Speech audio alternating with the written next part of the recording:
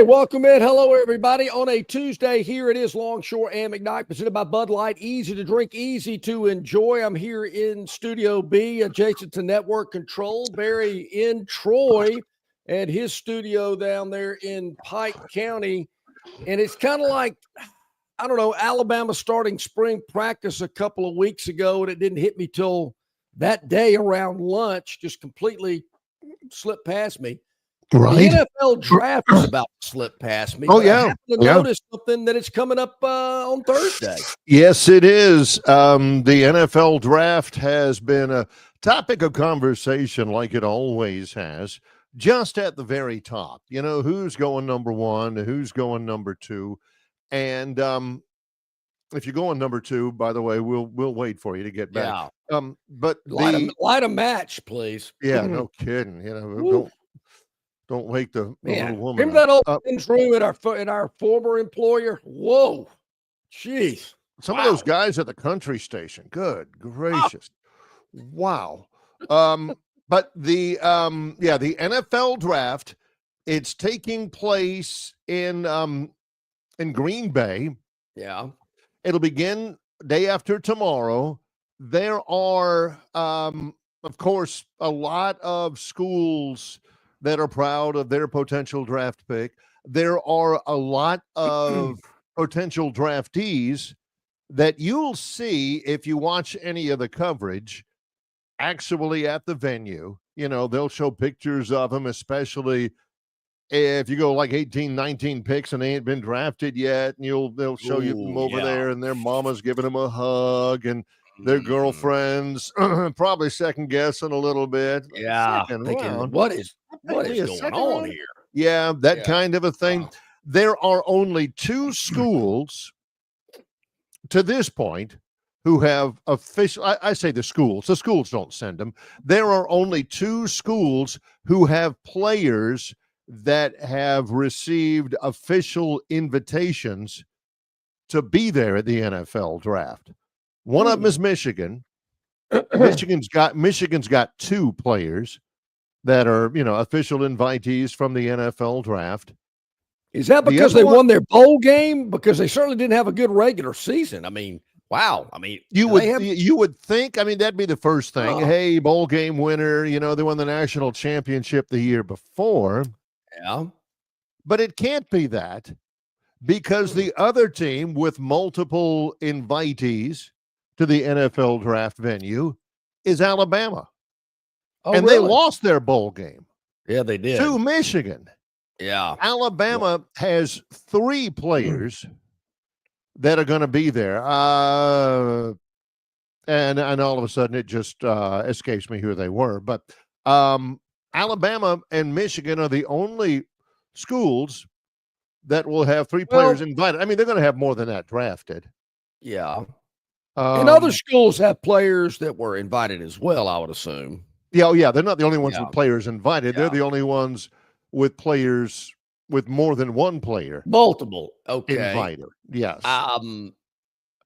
Milroe, Jihad Campbell, Tyler Booker. I think that's right. I saw where Jihad Campbell was going. He may be the first Alabama player taken.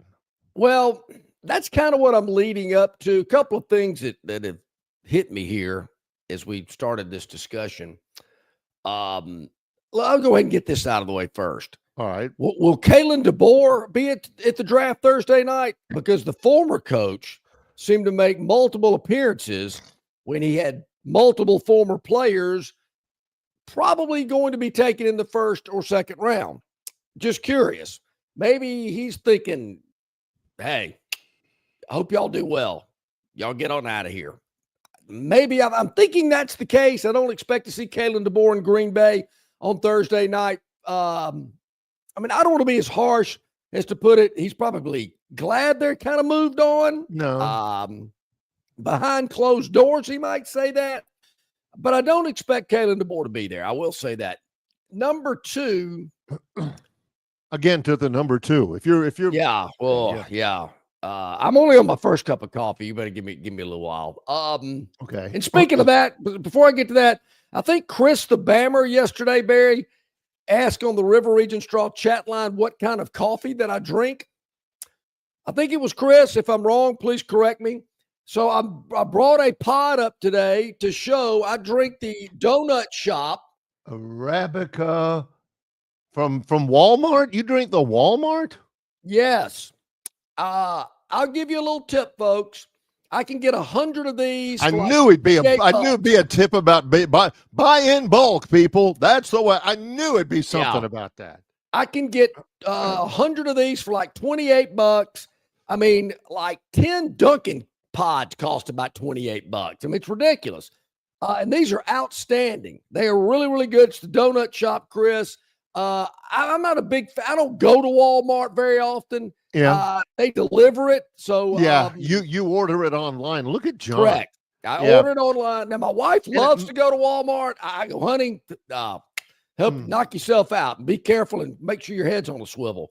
But I just order it. They deliver it. So, Chris, if you're a coffee guy, go for it. Well, so anyway. also, you also have, Getty Lee ain't a big fan. Come on. Of course, you got to realize, Getty, that 100 pods of coffee for John, that's about a week. Well, we had the entire all the chickens came home to roost this past weekend, and nice. Were they not only were they drinking coffee, they're drinking all the bottled water too. I'm thinking, geez, y'all drink a lot around here. Unbelievable. We got a tap in the sink in the kitchen. Come on, Yeah, this younger generation, Barry. Oh, I gotta have it in a bottle. I gotta have bottled water. The only problem is I go around the house is like all these half empty or half full bottled waters all over the place. Yeah. So anyway, okay, back to your first point real quick. I used to get the impression that Saban, we hadn't brought him up yet, but Saban would go and make an appearance at the NFL draft because he was requested to. Didn't they? I mean, every once in a while you'd have him up on the podium, not the podium, but with the TV guys over there, or somebody, Laura Rutledge would be over there interviewing him and all that. Yeah, so I don't know it's not just there to support his. I don't know if he ever went up to the podium and was speaking, as like a guest. Yeah, I'm sure they probably interviewed. I think Saban liked the fact that here I am and here are all my players, and if you come play for me, you could be here too. That's the impression I got. That's the reason why he was down at the Senior Bowl. I don't know that Mel Kiper or was it still Trey Wingo or somebody, Steve Levy? I don't know that they're lobbing an invite for Kalen DeBoer. If he goes, and he might, it would be to support those players.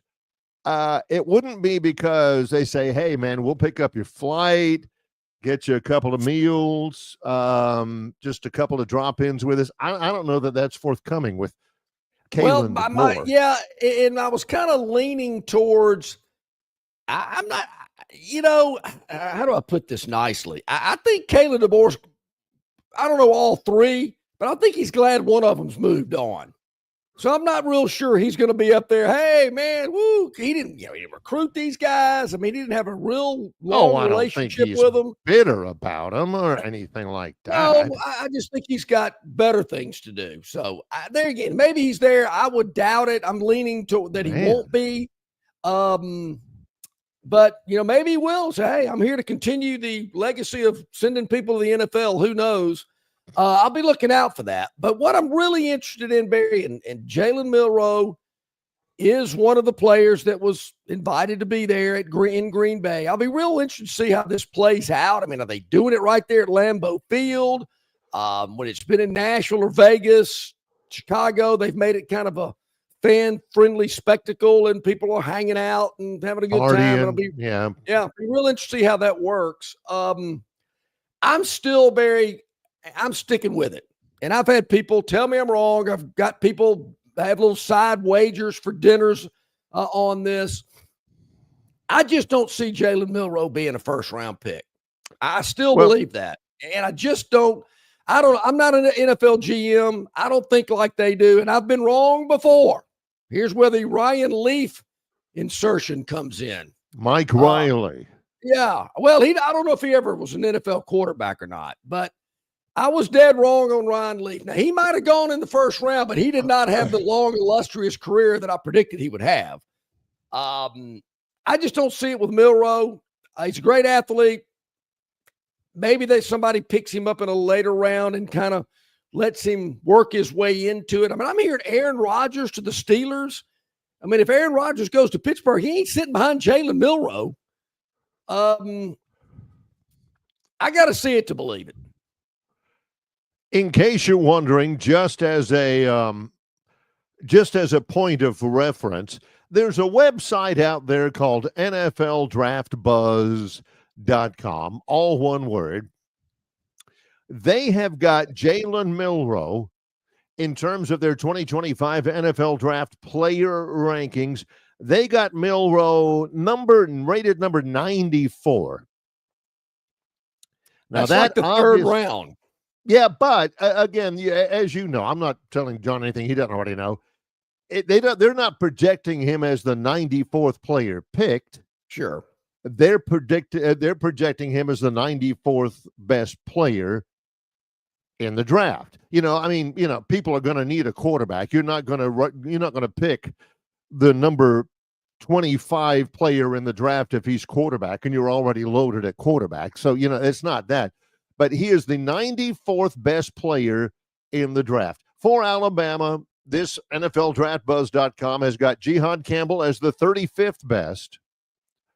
Then Tyler Booker, the offensive guard, at the 36th best. And then Milroe at the 94th best. Then Malachi Moore at the 141st best player in the draft. All of let me see. There may be one more. Yeah, James Burnip, the punter. Oh boy, gotta have a punter. Picked as the 167th best player in the draft. Now he's huge. He's like 6'6", 240, something like that.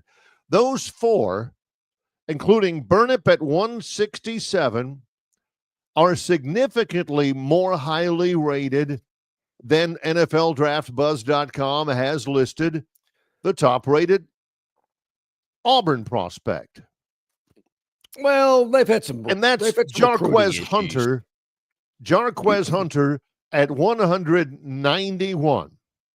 191, running back, 5'10", 209 out of Auburn. He's Auburn's highest-rated player.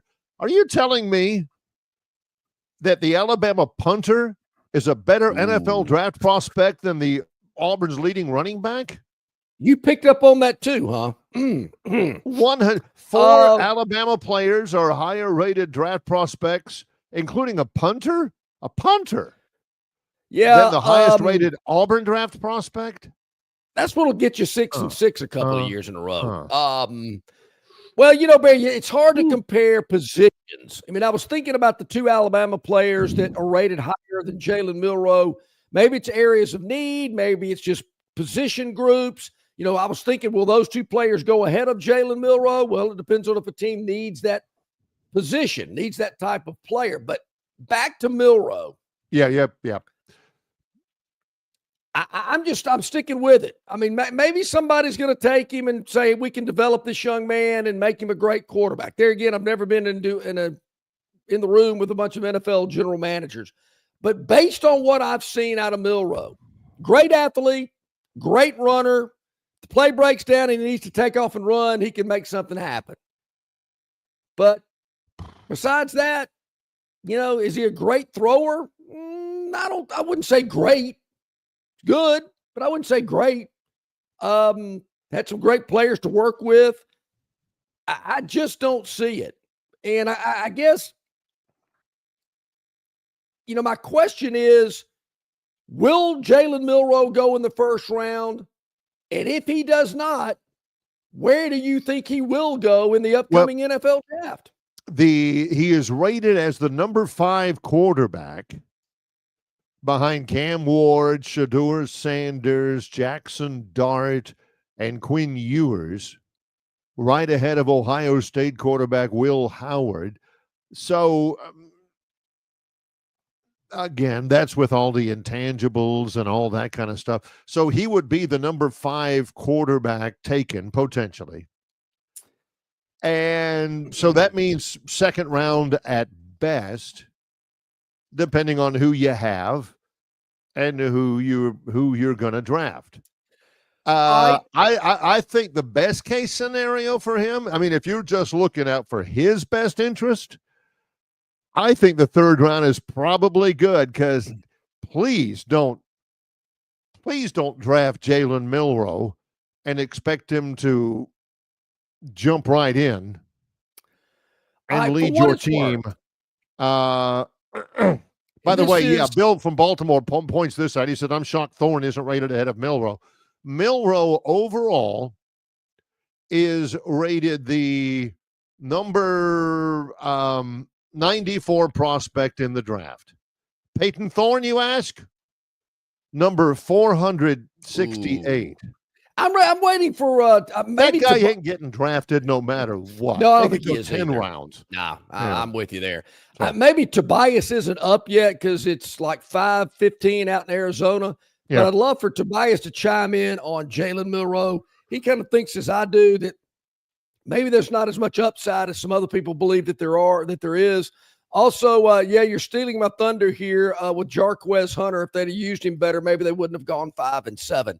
Yeah, Bill, maybe that's another reason Jarquez Hunter's lack of production, as well as Auburn's lack of presence in the NFL draft coming up on Thursday. Got to recruit better. But, hey, they are, from what we are hearing. It's good. I don't know. Jalen Milroe, we're going to talk a little bit more about him today as well. Hey, at the bottom of the hour, Bryan Matthews, auburnsports.com, is going to join us here at the top of the next hour. Travis Reier on YouTube, Talkin Tide. Got a lot of other great stuff in store for you here on this Tuesday edition. The Phantoms Daily Dog, Gurn Jr.'s Victoryland 777 Topic Wheel. Man, the NBA was good last night. I'm just going to tell you, it has nothing to do with the Phantoms dog, but both those games were entertaining. We got a triple header tonight. I'm telling you, just take a little taste of it. If you hadn't watched NBA basketball, it's the prime time to watch it. A little bit of it had to do with the Phantoms dog. At least it factors in. It garnered notice. That's made it more enjoyable. How about that? Yeah, I would say that's probably the best way to term it. He's John Longshore. I'm Barry McKnight. In association with Yellowhammer News, it's Longshore and McKnight, presented by Bud Light. Known by avid golfers as one of the most beautiful and challenging stops on the Robert Trent Jones Golf Trail, Cambrian Ridge in Greenville lies just 40 miles from Montgomery. It is well worth the ride for any golfer looking for 27 holes of jaw-dropping golf. The greens have been redesigned to accommodate the higher green speeds associated with their installation of the latest generation of ultra-dwarf Bermuda grass. Cambrian Ridge offers a fully stocked pro shop with all the latest equipment and apparel. Great food and beverages in the clubhouse can be enjoyed both before and after your round. Get your group together and hit the trail. Go to rtjgolf.com/Cambrian Ridge for tee times and more information. In sports, if you think joy only happens after you win, think again. Look at the world's most successful athletes like Serena Williams, Brooks Koepka, and Alex Morgan. They don't spend all their days grinding away. They take time to enjoy themselves, like getting together with friends over a Michelob Ultra, because they know that happiness is the key to winning, and that joy is the whole game, not just the end game. Michelob Ultra. 95 calories, 2.6 grams of carbs. It's only worth it if you enjoy it. Enjoy responsibly. AB Michelob Ultra Light Beer, St. Louis, Missouri. All guests of Longshore McKnight appear on the City of Montgomery guest hotline. Check out the most interesting and informed personalities in sports covering Auburn, Alabama, Troy, ASU, and all the major teams from across the country. John and Barry have the best guests brought to you by the City of Montgomery. To find out everything you need to know that is going on in the capital city, check out montgomeryal.gov. That's montgomeryal.gov, the capital of dreams. All righty, welcome back in, everybody. About 19 minutes past the hour on this Tuesday with Longshore and McKnight. Don't forget about our good friends at Mosquito Authority, bugsbite.com. They can rid your property of all pesky mosquitoes and you'll be able to enjoy your outdoor living spaces. There's no area too small or too large that they cannot treat. Give them a call today, 648-0936. That's 648-0936. Or go to bugsbite.com. Mention Longshore and McKnight to get half off your first spray for new customers. We highly recommend it. No more pesky mosquitoes. You can enjoy your outdoor living spaces. Give our friends at Mosquito Authority a call today. So, Barry, I do understand that if Jalen Milroe, he can make a little history. If he's selected in the first round, which I don't believe he will, but some people think he is, he will become the 7th Alabama quarterback drafted in the first round. Wow. The 7th Alabama. Now, you got to go back a ways, but there have been 6 Alabama quarterbacks drafted in the first round. I did not know that.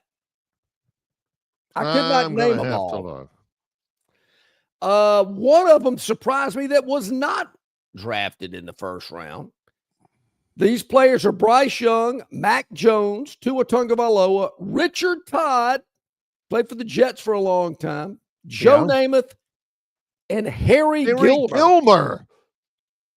Harry Gilmer. When was Snake Stabler drafted? Obviously not in the first round. Wasn't Snake? I mean, wasn't? Am I totally wrong on this? Because this is top of my head. John didn't discuss this with me. Wasn't Snake threatening to go play baseball or something? Maybe. And that backed him off. Kind of rings a bell a little bit. I've yet to read the book Snake, the autobiography of Kenny Stabler. Kind of rings a bell. Of course, Harry Gilmer was a little before my time. Harry Gilmer. I get, Bart Starr was not a first-round draft choice. Was Scott Hunter? He played for the Falcons, didn't he? Scott Hunter, for a good little while. Yeah. But there was a little gap. Look at that, Barry, between Richard Todd. Was it Richard and Tua? They went that far between first-round draft choices at quarterback. How many times did you hear me get on the microphone going, what is up with Alabama and quarterbacks in the NFL? The last one that was drafted and has played and made a contribution as a starter, Richard Todd. The Harry Gilmer played, you know how it was back then. You had your best passers sometimes were like a wing back or a running back or left halfback or something like that. Harry Gilmer was the first overall pick in the 1948 NFL draft, selected by the Washington Bleeps. He played for 6 years. Harry Gilmer was he was the number 1 overall pick in 48. Is he Alabama's only overall number 1 pick? Was Bryson the overall number 1? I think he was. Wasn't Bryce the first pick in the draft? Yeah, he was, as far as quarterbacks. Yeah. I want to say, wasn't Keith McCants or... McCants was a high pick by the Tampa Bay Bucks. Yeah, was he number 1? I don't know. JJ in Atlanta says, if anyone drafts Milroe higher than 5th round, they should be fired. Come on. I hear you, JJ. I'm with you, man. I hear you. Auburn's had several. Andre Bruce. Yep, Bill, you're right. The legendary Andre Bruce, Cam Newton. Bo Jackson, although he didn't sign with the Tampa Bay Buccaneers. There have I'm surprised all those great quarterbacks at Auburn, they're not on this list. Was Pat Sullivan a first-round pick? He was not. Falcons. He was not. There is that. There's also, this is a big week, like we mentioned, not just because it's the NFL draft, but also because there's, again, potential movement in the House settlement case. Yes. We'll talk about that. There are some things that the NCAA people are backing off of or are making some concessions to concerning that, trying to make a better statement. a better case. There is also a meeting this week. Hasn't started yet. Maybe it starts today in Dallas for the College Football Playoff Committee. Oh, here we go. They're meeting in Dallas this week. Among the by the way, there some administrators in that House settlement thing are considering a model in which Power Four leagues, the Big Four. Look, they can go ahead and call it the BBC if they want to. I'm not going to sue them. Not yet. Anything that still has Wake Forest and Northwestern, John can't fully in good conscience call it the BBC. They're considering a model in which each Power Four league can earn guaranteed spots in the college football playoff through a combination of teams' overall records, teams' non-conference records, and maybe even television ratings. Oh, John, if it gets down where, such and such and so, the tiebreaker, well, they had better TV ratings in their loss to Ohio State than Michigan did in their win over Northwestern or Oregon or somebody like that, then I'm out. I'm done.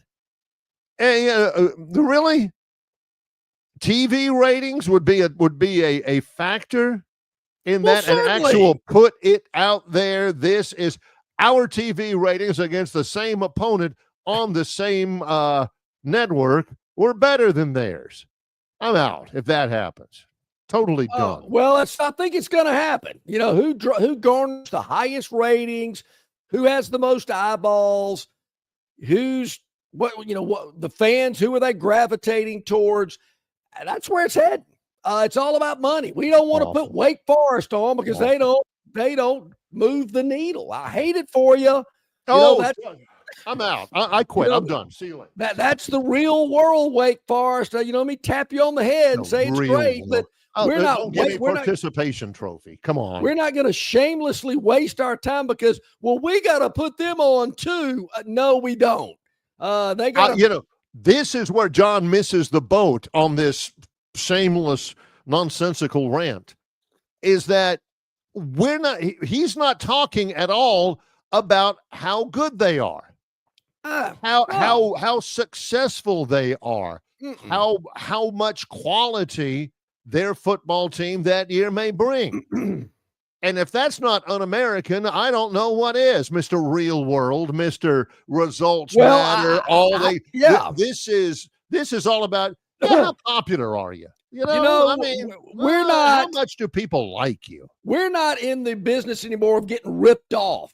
Like other countries are ripping us off. There are other schools ripping us off because we have to sit there and watch Wake Forest play NC State. No, and they go, wait a minute. There's a much better matchup on that we should be watching. Well, NC State hadn't lost a game, and Wake Forest is second in the ACC. Don't care. Yeah, doesn't matter. So when he says there's a much better matchup, he's not saying two much better football teams because that don't matter if they're any good.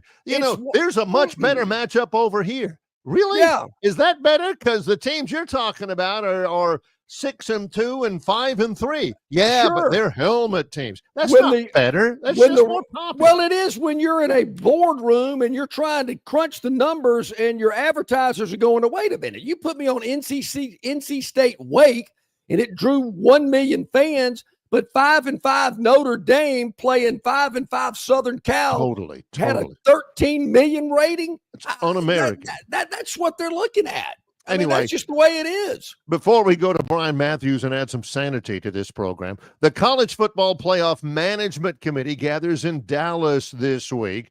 The three main topics of discussion: the seeding structure in 2025, the long-term governance of the CFP beginning in 2025, and a CFP format for 2025 and beyond. Now, the seeding structure means they ain't going to put SM or whoever it was with a bye in the Boise State with a bye in the first round. No more. That ain't going to happen anymore. Now, in terms of the seating, the format, that's what John's been banging the drum about.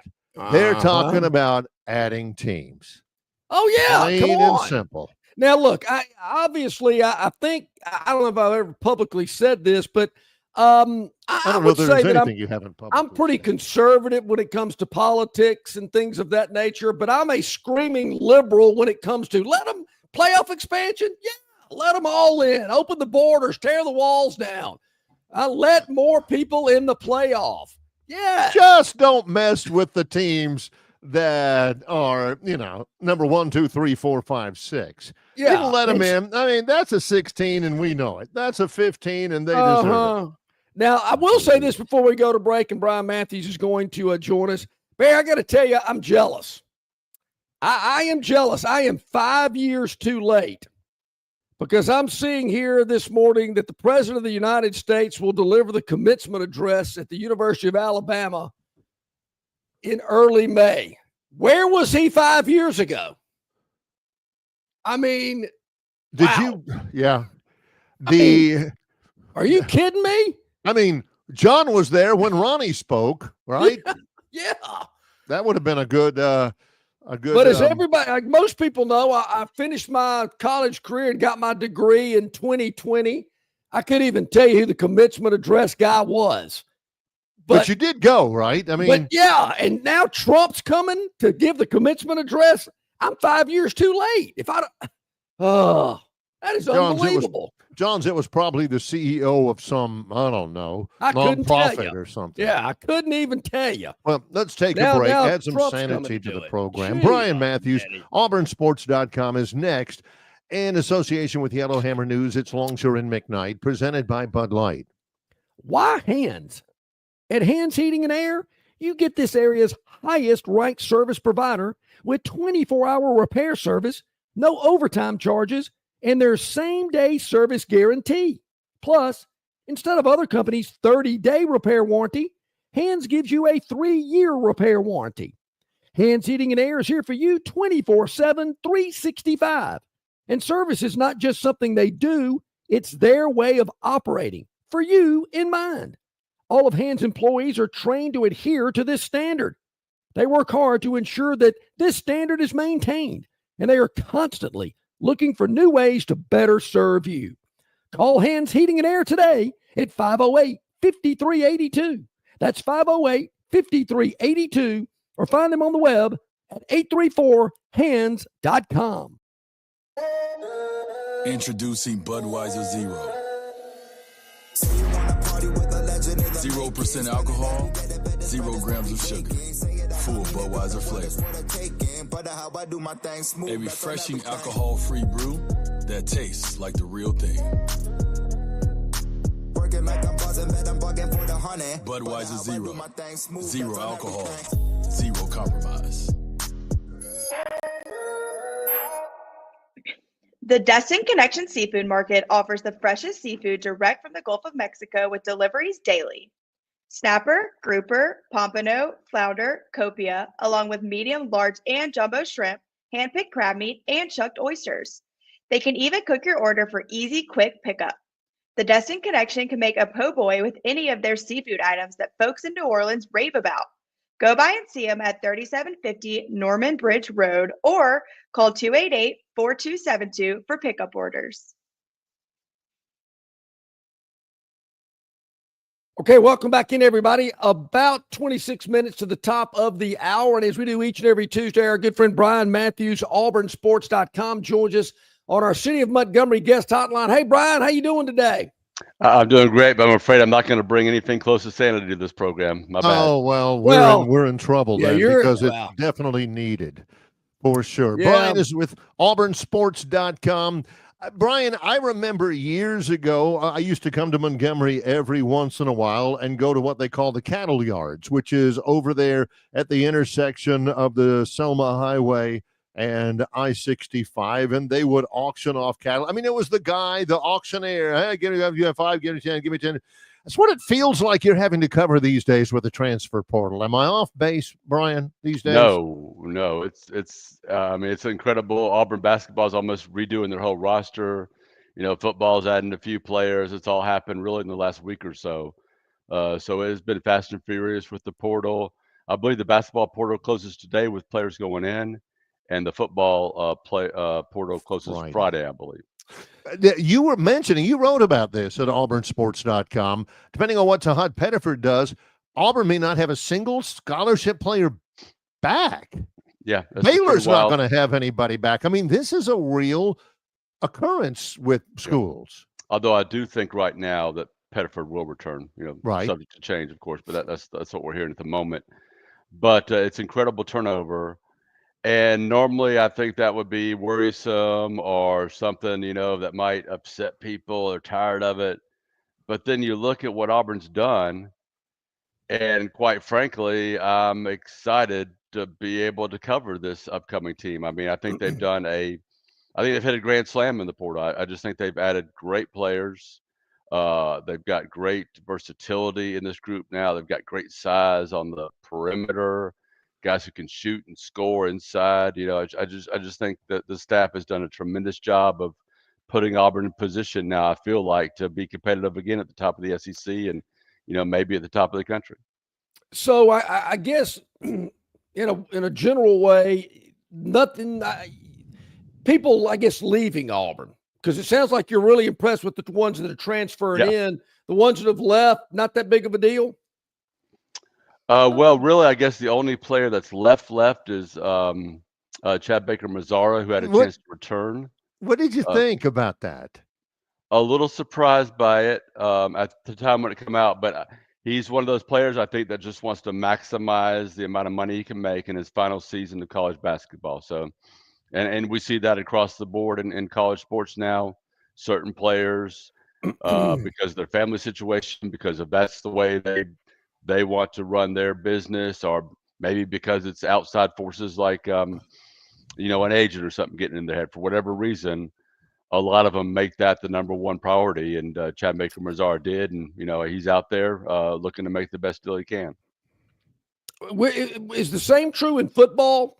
The players that left compared to the players coming in, do you feel better about the ones that are going in and not so bad about the ones that left? I feel like the 5 players that left, other than Braden Joyner, I don't think there was really a path for them to play this year or in the near future. So I think that's a positive of the portal. You're letting players that want to play get a chance to leave and go somewhere where they're needed or they're having a better opportunity to play right away.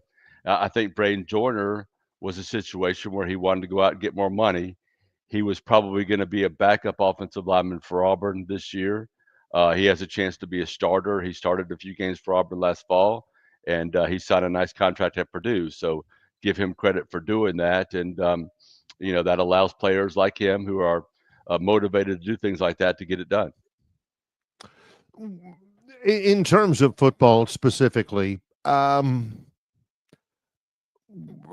are the difference makers that are in? I mean, somebody give us a name, maybe 2 names that the fans can kind of fasten their attention on about either who is in or who is visiting and looks like a possibility.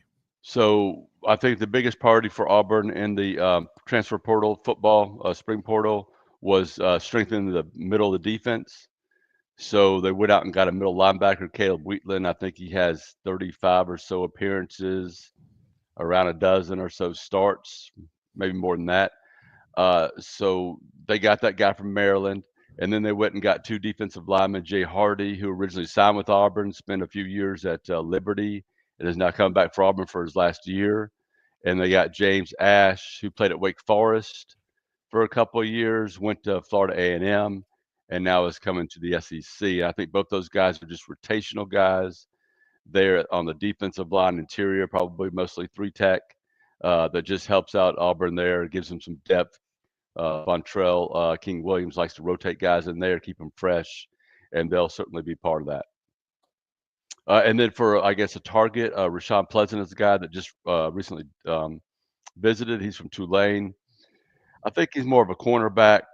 Auburn's looking for the best available DB. They've got some versatility in that group. They could probably use another safety, but if they bring in a guy like Pleasant, who's a corner, they can move one of their, corner nickels over to safety. So they got versatility in that group in the secondary. Bryan, with spring practice wrapped up, everything kind of put up till preseason practice starts.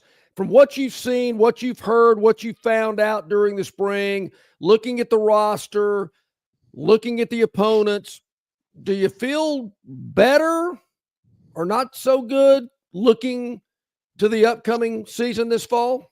Well, I'm probably going to be Missouri until late September. Yeah. Right? I think that's fair. 4 straight Yeah. losing seasons. I mean, but I do think Auburn's more talented at the quarterback position. And we'll have, that depth there as soon as Ashton Daniels gets here in a couple of months. I think the wide receiver is as good as it's ever been since I've covered the team as far as talent. I think they shored up 2 of the most important areas on offense at the tackle position. Getting Xavier in, getting the Murphy kid in at right tackle. So that those were big. And defensively, in my opinion, DJ Durkin's a really good defensive coordinator. Coordinators like him usually get a lot better in year 2. He's known for being a defense coordinator that produces a lot of turnovers. That did not happen with Auburn's defense last year. So I feel like maybe this unit is going to take a big step forward in enforcing turnovers, which will help the other side of the ball too. So I think there are many reasons logically that this team is going to be able to take a couple steps forward. But I want to see it. I'm really skeptical in some other areas too. So we'll see. It's hard to, I would imagine, to be able to get a really good sense of the success of a team. If Auburn was, say, in the ACC, or if Auburn was, Big 12, maybe you'd feel a little bit better. But I don't know any of the top 25 way too early rankings out there. But I got 6 teams, maybe 7 from the SEC, probably 7 from the SEC that could be top 10 teams. I mean, after all this portal stuff is over, SEC is going to be stacked again this year, maybe more than ever before, Bryan. It really is. It really, really is. It's going to be that's why it's going to be so tough. Even if Auburn is, 2 steps better, it's still going to be a fight to get to 7, 8, or 9 wins or whatever it's going to be. So Ben, when you got that many good SEC teams, that's not good for Wake Forest and NC State. Yeah, John's ready to get them out of there. Yeah. But, what was I going to say? I lost my train of thought there. But Wake will get you off your train of thought. I can promise you. Yeah. A couple of other things I wanted to ask you about. Auburn baseball at number 1 Texas didn't win a game down there. Kind of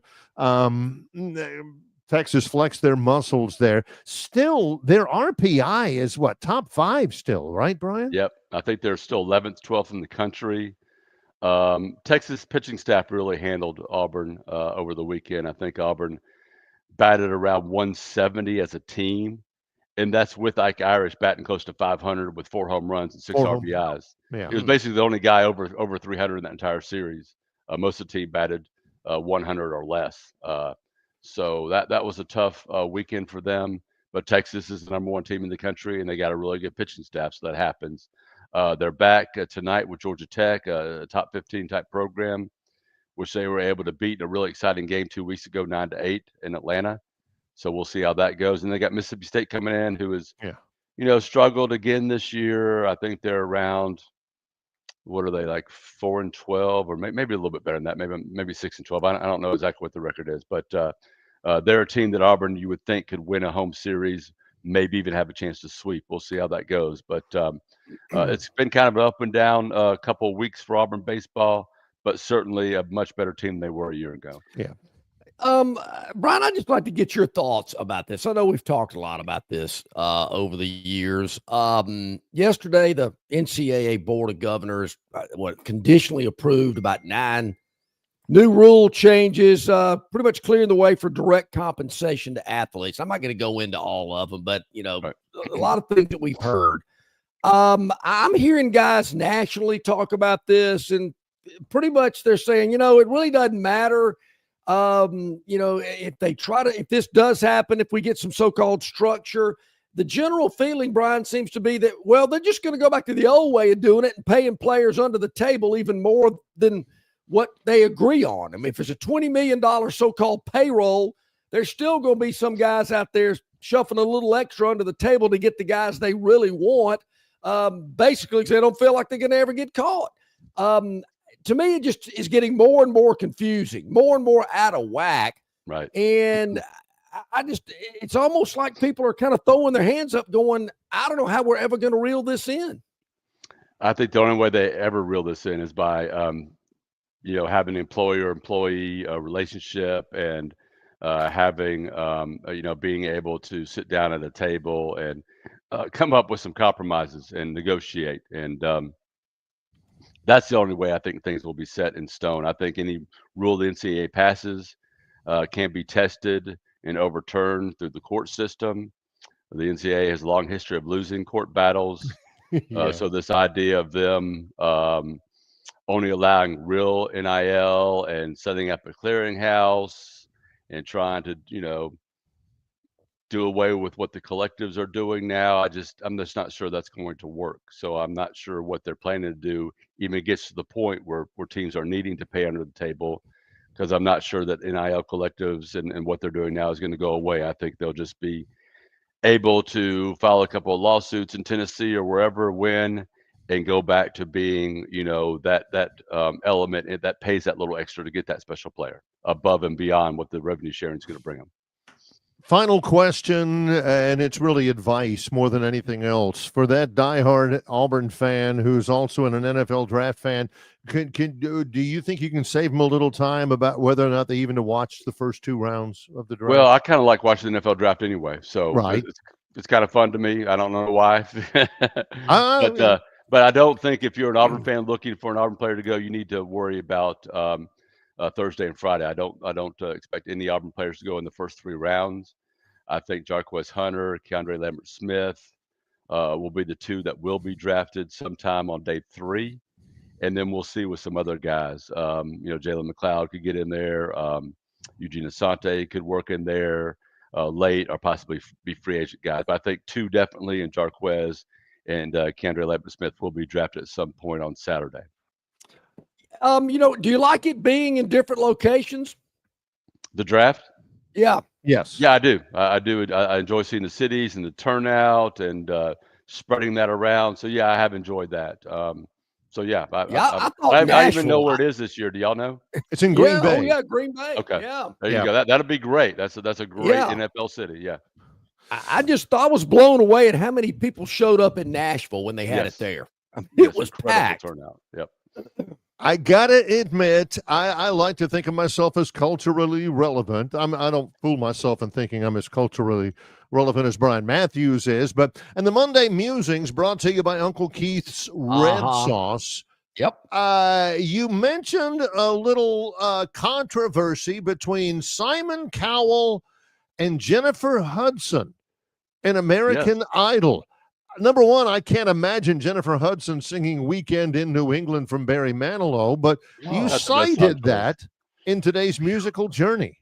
Yeah, 21 years ago. And here's the thing with Jennifer Hudson, a future Emmy, Grammy, Oscar, and Tony winner got voted off and finished 7th in American Idol. So that's kind of where the music started this time. And of course, she's gone on over the last 2 decades to have an incredible career. Yeah.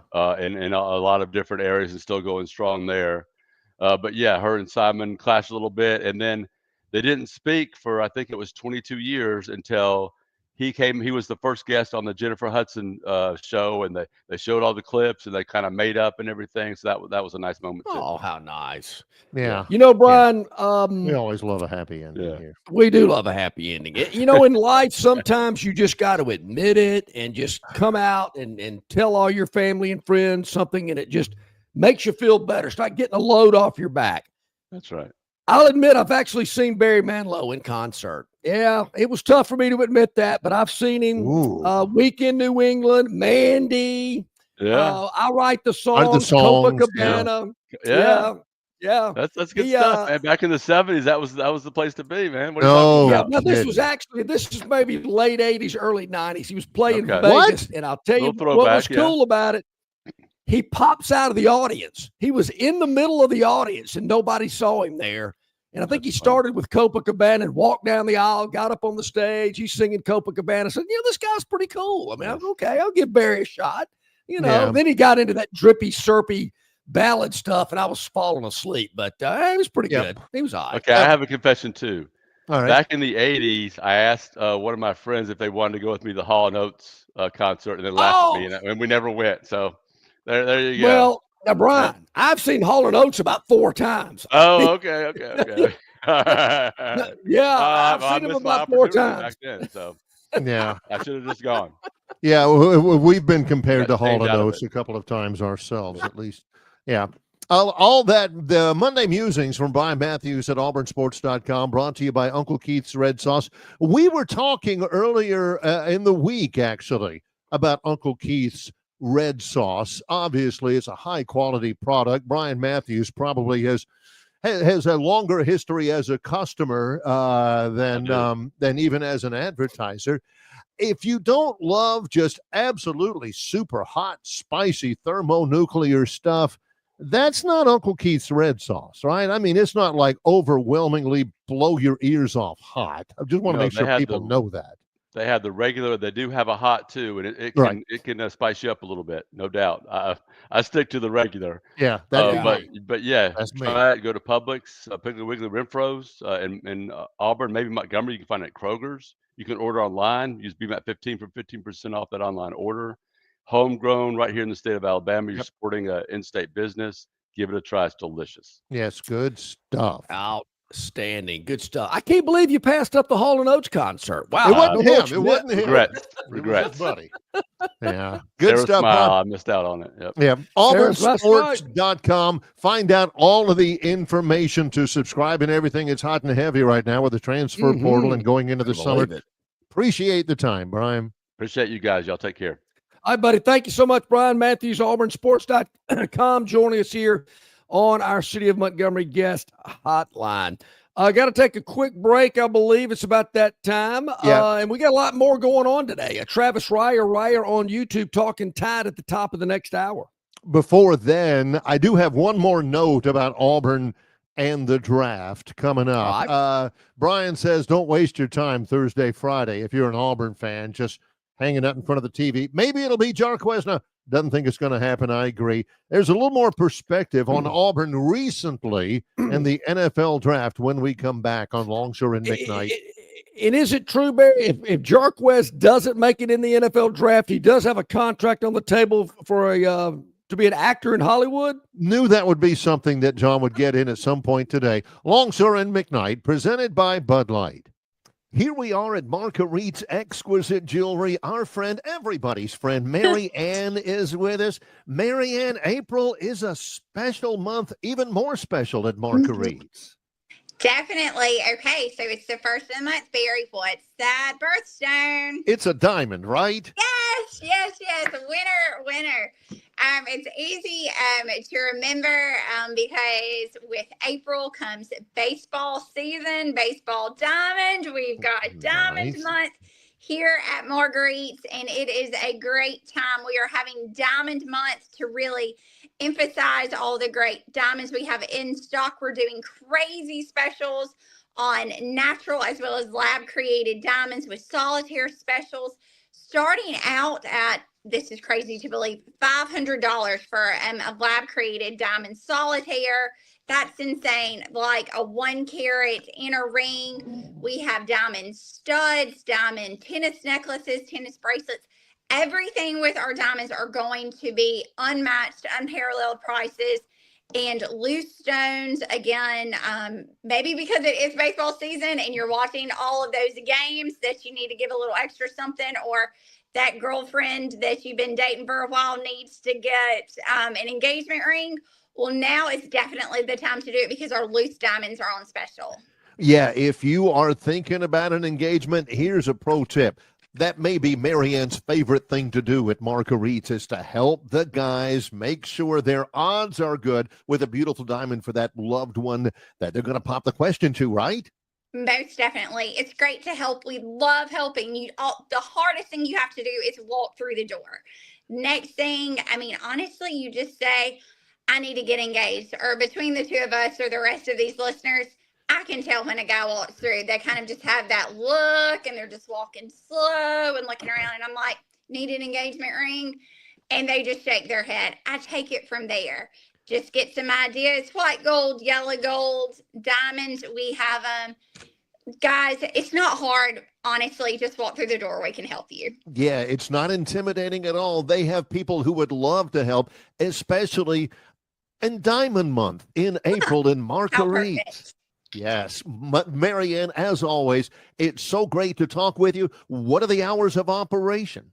Sure, we're open 7 days a week in the Pepper Tree Shopping Center, 10 to 5:30 Monday through Friday, 10 to 5 on Saturday, and noon to 5 on Sunday. Marguerite's Exquisite Jewelry, Pepper Tree Center next to Chappie's Deli, 8163 Vaughn Road in Montgomery. Thanks very much, Marianne. Great to see you. Great to see you too. Okay, couple of minutes to the top of the hour here on Longshore and McKnight, presented by Bud Light. Easy to drink, easy to enjoy. Also, check us out at yellowhammernews.com. That's yellowhammernews.com. You can watch the program there each and every afternoon. There's a write-up about what we did here on the show today, and we really appreciate our association with those good folks at Yellowhammer News. Also on YouTube, Facebook, X, Instagram, Spotify, you name it, you'll find us there. And we really appreciate everybody hit that like button, hit that subscribe button. Really helps us out a lot. We really appreciate it. Like and subscribe. Doesn't cost a thing. You just get notifications. Every time something drops, you'll get it when you have a subscription to Longshore and McKnight. Here's the point that I wanted to bring up about the NFL draft and Auburn. This is not going to be a banner year for Auburn players in the NFL draft. Bryan Matthews, AuburnSports.com says this is a time, football, basketball, when you're trying to maximize your return in NIL in your final year of eligibility. He was talking about Chad Baker-Mazara, and somebody wrote a pretty good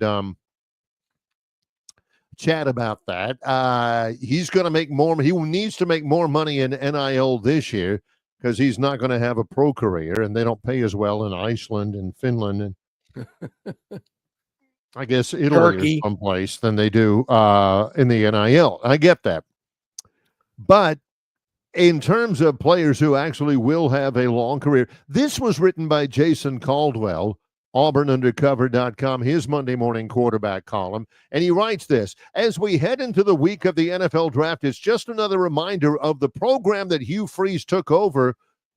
When you look at the lack of Auburn offensive linemen selected in the NFL draft in the last 15 plus years, if you want to be elite on offense, it starts up front. It has been a long, long time since Auburn even approached that category. Consider these numbers since Marcus McNeil went in the second round in 2006, and Ben Grubbs went in the first round in 2007. Ben Grubbs had a good long career, so did McNeil, but he was hurt.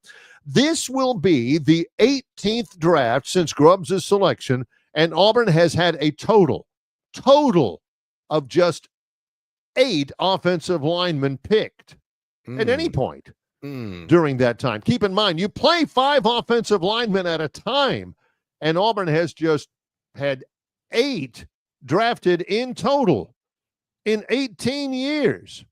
Out of those 8, Greg Robinson and Braden Smith were the only 2 selected in the first 2 rounds. Yep, in 18 years, Auburn has had just 2 offensive linemen picked in the first 2 rounds of the NFL draft. 2 in the first 2 rounds in 18 years. Alabama has had 4 players on the offensive line picked in the first 2 rounds since 2020, and they'll have another one this year. Georgia has 4 as well during the same span. You can talk all you want to about Peyton Thorne, and he was not the answer at quarterback, and you can talk about the lack of wide receivers and all that kind of stuff. But under Malzahn and under Brian Harsin, sure, there was struggles in some of the skill positions, but linemen, Auburn should never go 18 years. Well, a couple of things come to mind. Guys. There was another school in this state that had a long drought of sending offensive linemen to the NFL. I think Andre Smith was the first one to go after somebody in the Chris, 70s. What was that guy's name? Chris somebody. Chris Samuels. Chris Samuels? Yeah. I mean, it was a long He was the last one in forever. That went, and people didn't like it. They weren't happy about that. Number two, why do you think Bo Nix left? He got sick of running around all over the place. He got the crap kicked out of him all the killed time. every play. Yeah, going over there having arguments on the sidelines with the offensive coordinator, or was that the offensive line coach? These guys aren't blocking for me. I thought it was just with his wide receiver. I just thought it was. John made a lot about Seth Williams and everything, but that's been a few years ago now, and he can't even really remember that. But he knew it was something, and it was going on. And it was the former Arkansas and SMU coach that was Malzahn's buddy that he hired as the OC, and he was a disaster. And Bo Nix is over there arguing with him on the sidelines during the game. Who was the name of that guy? I remember Chad Morris. I don't remember him arguing on the sidelines. I remember him arguing with Seth Williams, and John thought it was like spitting on the flag. Or something. Look, there are things in Auburn football that I will never forget. That was one of them. He didn't remember his name. Also having a trustee on the sidelines when Tuberville gave the ref the up yours sign.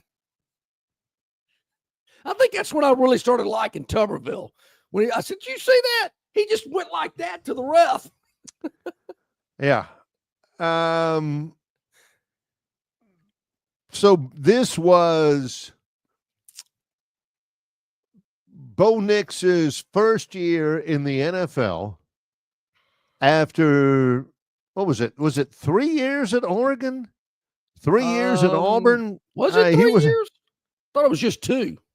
Maybe, I don't know. Maybe it was. I don't know. I will look it up. But Bo Nix was like one of the all-time leading passers in Auburn history. That's amazing. What John will remember is that he once raised his voice to his wide receiver and a coach on the sideline. And a position coach. I don't remember that. But yeah, okay. Plainly remember that. Okay.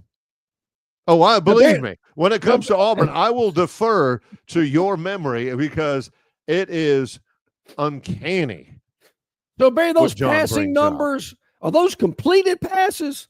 Because he used to throw a lot up in the third row as well when he was running for his life. Again, let's not rewrite history. Bo Nix sucked. He was running for his life. I never said he sucked. He was a gritty player. I loved his style of play. Mm-hmm. He was frustrated, Barry. There was a little frustration with Bo Nix at Auburn. I think we could agree on that. Yeah. But, he got his Auburn degree and he moved on, but he will always live on in Longshore lore with, the nicknames and look, all of that stuff. I don't have a problem at all the quarterback getting on another player or getting in a spirited discussion with a coach on the sidelines during the game. Yeah. I don't have a problem with that. Yeah. Not at all. Well, hey, our friend Travis Reier on YouTube, Talkin Tide, joining us here today on the City of Montgomery Guest Hotline. Good morning, Travis. How you doing?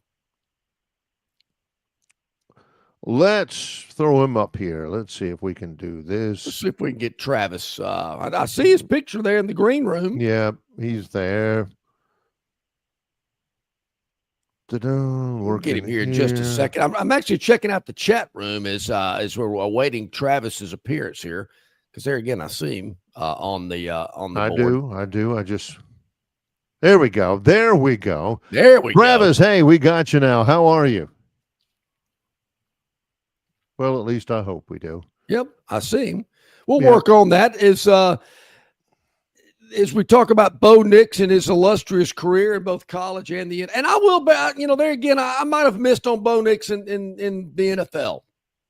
From what I've seen so far, I'm pretty impressed. I think there's a lot of upside for Bo Nix as an NFL quarterback. I will say that. Yes. Yeah. I think a lot of it is actually some Sean Payton involved as well. That's a good match. I will say, I'm not sure Bo Nix is having as good of a start without Sean Payton. I believe you're probably right. I would say that. But I see Travis, but I don't know why we can't hear him. I don't either. Maybe we can get him reconnected. Yeah. Travis, if you can hear us and everything. I think I hear him now. I hear him now. How you doing? There you are. There we got him. How you doing, Sorry Travis? about that. I'm great. I was just hanging out in the green room because you guys did such a great job with my rider, the things I like every week in the green room. Yeah. So I got a little deep in the IPAs. I understand. It's still early, but sorry about that. That's okay. Are you an NFL draft guy? I mean, are you going to geek out watching things from Green Bay on Thursday and Friday? Does that mean a lot to you? I wouldn't say I'm a draft Nick, as they've been called.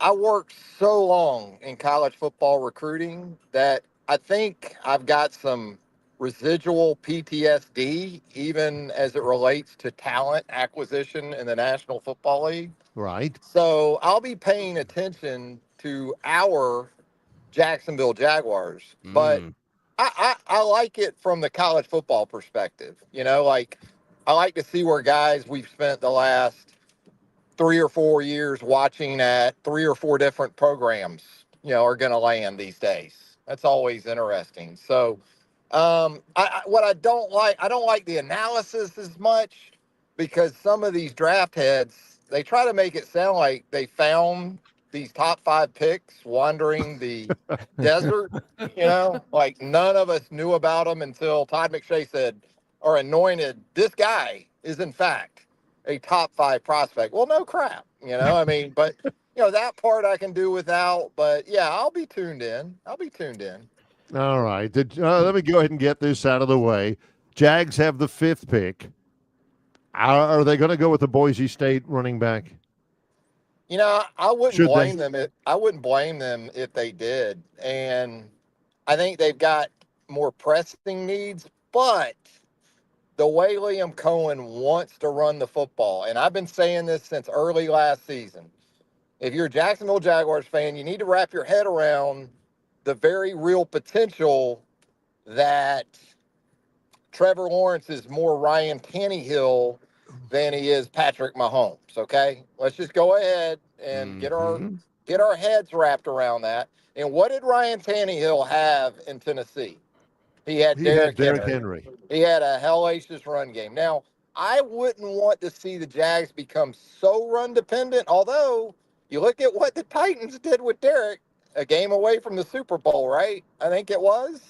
It's hard to argue with that kind of success. But more so, again, just getting back to, and I've said this for a while now, is you've got to help Trevor Lawrence. Lawrence is a guy that you've got to help. And I think Genty is that type of talent at the running back position. So you might say, well, you take a running back, that's great, but you still got a hole at one of the guard spots. Who knows if you've really addressed center during free agency. But I think he is the kind of guy that can help erase mistakes from that position. He can play above, the help he's getting, which would certainly help not only Trevor, but also Brian Thomas Jr. in that vertical passing game. Yeah. Travis Reier on YouTube joining us here this morning. We talked about it earlier, Travis, where Jalen Milroe will fall in the NFL draft. Look, I've never been in a room with a bunch of GMs. Don't know what they're thinking about. Don't know how it works. But just my personal feeling, my eyeball test, to me, if I'm drafting Jalen Milroe, it's kind of a project. And we're going to kind of let this thing build and grow over a couple of years. In saying all that, where do you think he lands? Is he a first-round pick? A lot of buzz that way right now. And I go back to Anthony Richardson just a couple of years ago. We saw less of Anthony Richardson at Florida than we've seen of Jalen Milroe. And Richardson went, top 5 to the Colts? And the old saying is, all it takes is one. All it takes is one team to have you top 10, top 20. Do I think he's, in terms of NFL fit, shown to be that kind of quarterback at this point in his development? Not so much. But again, we've seen more and more NFL teams commit to building their football team around quarterbacks similar to Jalen Milroe. I don't think as much as it was 10, 15 years ago, they would bring in a guy like Jalen and say, well, you're going to have to fit, who we are and what we believe and what we're going to do. I don't think that's as much of it. But Jalen, to me, is kind of like you go out shopping with the wife for a new vehicle, and you're thinking with the 3 kids, you're going to go minivan. And then the next thing you know, you're driving home in a damn Corvette. It can happen that way as the draft gets closer, I think. When you look at personnel, just strict personnel, guys who have gone to the draft, gone high, Dallas Turner, Will Anderson, who I loved. Do you see anybody on the Alabama roster right now, as far as pass rushing threat, that belongs in concert with those names of the Dallas Turners, the Will Andersons, the guys like that? Is there an heir apparent there? Not at this point, I would say. I think, Quay Rusal still has some of that potential. But it's going to be fascinating to see how that sort of plays out. And that position is a little bit different, than it was under Nick Saban. It looks and it kind of recruits in the same way, but there's some different nuances to that position than there was, say, when Will Anderson, you pretty much knew on 2nd and 3rd and long was coming to get you, right? So, but yeah, just in terms of skill set, and they don't have a Dallas Turner right now either. We forget about Will. They take a Dallas Turner right now. And so, yeah, we'll see how it plays out. Their numbers are just okay. I thought a guy like Yanze Pierre at this point in his development might be a little further along, but who knows? Maybe this is a chance for him to kind of take that next step. And they need a couple of guys that can rush the passer. And that's where, they're thinking guys like James Smith and LT Overton, even though they don't play that position, they're up front and they can give them some more disruptiveness and pass rush in 2025. In terms of the transfer portal, Travis, is it going kind of like you thought it would, or are you surprised? I mean, to me, it seems a little quiet, comings and goings. Yeah, I think so. You kind of thought when that window opened right after spring practice, there would be some more comings and goings, as you said, but it really hasn't happened. And I think that's great news if you're an Alabama fan, because if that's the case, you were able to get a lot of your depth, a lot of work during spring practice, because you did have a number of frontline guys that were either limited or out altogether. So if you're able to kind of sustain most of that roster that you took into spring, you're going to feel good, not just about your first 22 or 30, but in a time when it's tough to feel good about your first 40 or 45, they should be able to do that.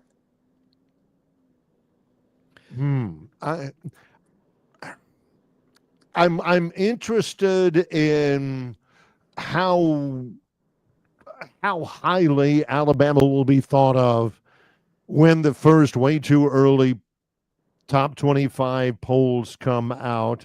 Is this a highly significant year for Kalen DeBoer in terms of you better get to the playoffs or the heat is on, to quote Glenn Fry? I just think based on, again, it goes back to sustainability of the roster. If they have this roster largely intact going into the fall, then absolutely the bottom line expectation is going to be make a 12-team college football playoff field. I don't know how it couldn't be. It was last year, and it should have been last year. In year one, they were a college football playoff roster. So absolutely, I think that's going to be the expectation. Now, if they come up short, if it's another 9-4 or, that type of season, then yeah, I mean, we all know the fan base, a passionate fan base, a proud fan base. Some of those wins in a 9-4 season can help you. Like if you beat LSU and you beat Auburn in the same season, that can get you a little bit of, time, a little bit of, a chance to hang in there. And when you think about it, guys like Mike Shule, I mean, those kind of guys, that's what it went back to. Couldn't beat Auburn, beat Tennessee once in 4 years, really never beat LSU when they were rolling. So it's tough, in that spot. But I think Kalen would even tell you, with the team we have right now, we expect to be there. Travis, yesterday, NCAA Board of Governors conditionally approved some rule changes that seem to clear the way for some direct compensation to athletes. I'm not going to go through all of them, but just some steps to maybe get to where a lot of people think we are headed.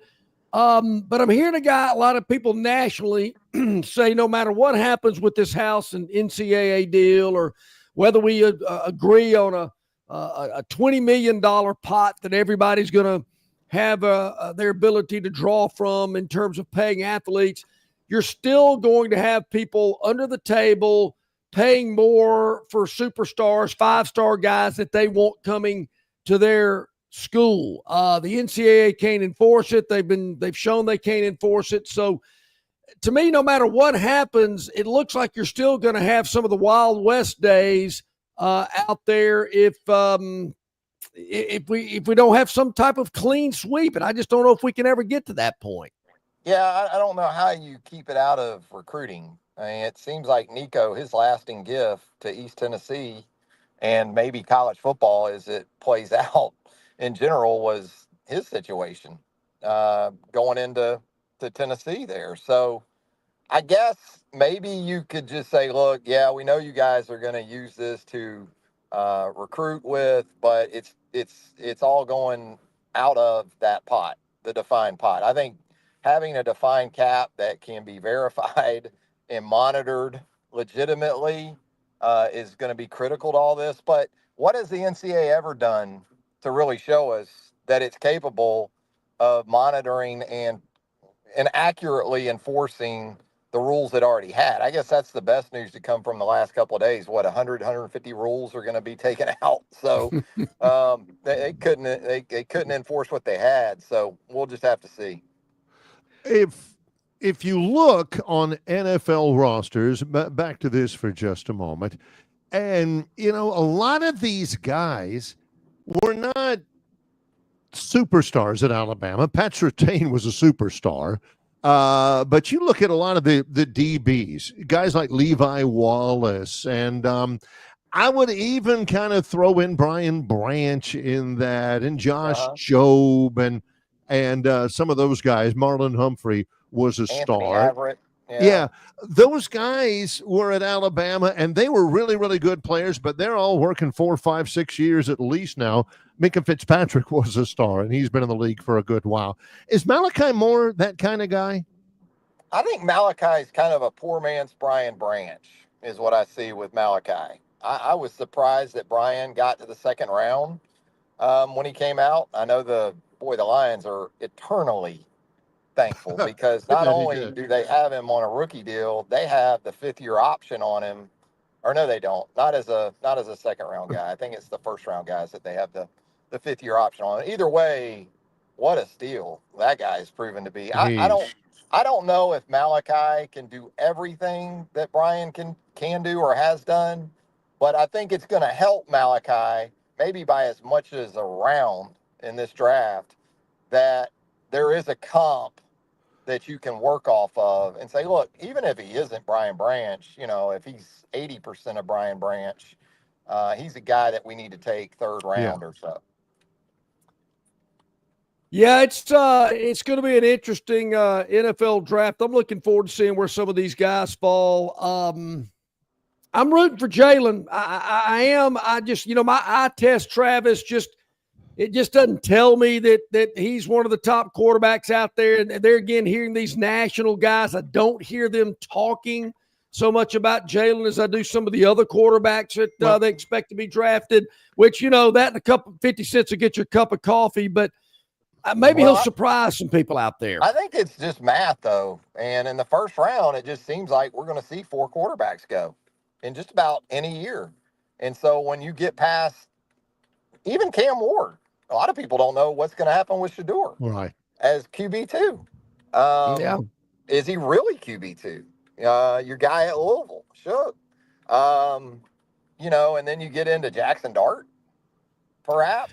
Yeah. And Will Howard. Now, that's where I get on Jalen's bandwagon. I'm going to take Jalen before I take Will Howard. I'm not. Will Howard had a hell of a college football playoff, no doubt about it.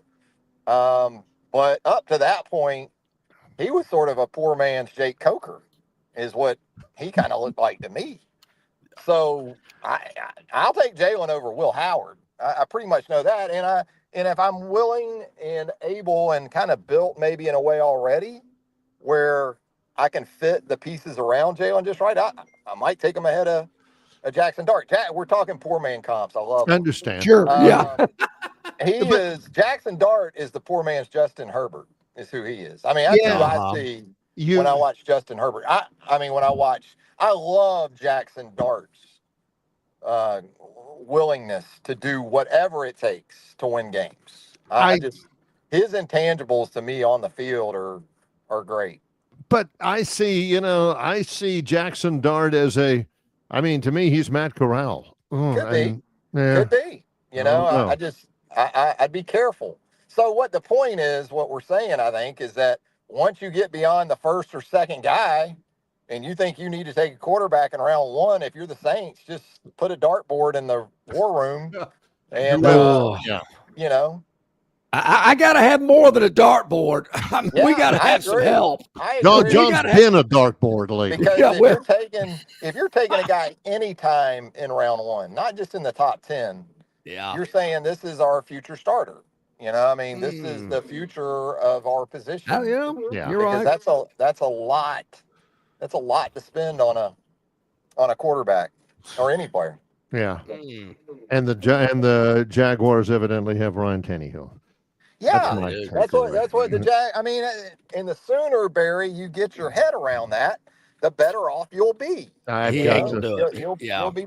You're just gonna. You know what though? Go look up Ryan Tannehill's numbers when I'm off. Go look them up. Look up his NFL numbers. Look up the wins, the losses, the passing yard. Go look up. I think right now. This is nothing. At the end of the day, Trevor is going to have something resembling what Ryan Tannehill put. How about that? Right now, I take it. Right now, the ray of sunshine. Love the only thing that he does that Ryan Tannehill doesn't have that Trevor does is that multi-million-dollar contract and the number 1 pick in the NFL draft. Yeah, 50+ mil. Yeah. Well, okay. Oh, now you got him. There's still hope for Trevor, but if you're hoping he's going to carry you to a Super Bowl like John Elway or one of those, elite guys that we've seen, then you're going to be disappointed. That's where it's at. Well, Travis Reier has spent the last 20 minutes making me lose all interest in the NFL, and I'm grateful. Appreciate that. Reier on YouTube. Barry, I'm just trying to free you up. That's all I'm trying to do. I don't want to, And then if it goes better than that, then you're pleasantly surprised. As John always tells me, in truth there is freedom, and he's spitting some truth here. Yeah. Yes, there is. Like he would know. Come on. Hey, but I don't know, but I use that line quite a bit, Travis. I use it all the time. There is truth in that line. There is truth in that line. Not necessarily.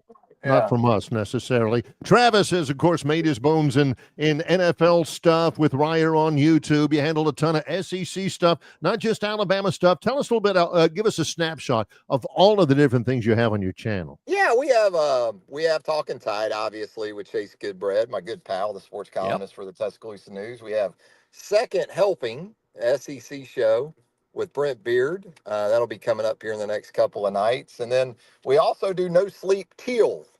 That's our Jacksonville Jaguars show. That's where we talk some NFL, and obviously tomorrow will be a draft preview show that we'll have on the channel tomorrow. Excellent stuff. Man, great Always appreciate content. it. Yep, a lot of good variety there. Reier on YouTube, Talking Tide, so many other subjects as well. Hey, Travis, thank you so much, my friend. We'll talk next week. Thanks, guys. All right, thank you, buddy. Great stuff. As always, Travis Reier joining us here today. Barry, I told you, I knew it. Tobias is checked in. Robbie is up as well. Our man Neil Armstrong. Wasn't he the first man on the moon? Yeah. No, different. Spelled his name differently. Oh, Neil's okay. a great buddy of mine. Alabama had 0 players enter the portal. I think they did. It's just guys you'd never heard of before. Neil, let's go ahead and address these before the top of the hour. Before the commercial break, since we can. Lest we forget, and it would be a great deal if it was, lest we forget, they haven't had any enter the portal in the spring since the end of spring practice, which was that started on the 16th, I believe. Yeah, last Wednesday. Correct. Yes, yeah. Last Wednesday. But the early portal after the end of the season. Don't forget, Alabama lost 3-star Justin Okoronkwo. They lost Elijah Pritchett to the portal. Ty Lockwood,